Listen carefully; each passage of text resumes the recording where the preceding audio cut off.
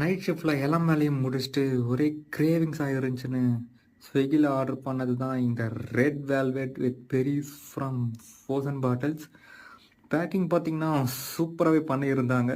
சரி, நம்ம அன்பாக்ஸ் பண்ணி பார்த்துடுவோம். அடடா, பாதி மெல்ட் ஆயிடுச்சு போலயே. பாட்டிலில் கொடுத்துருக்காங்க.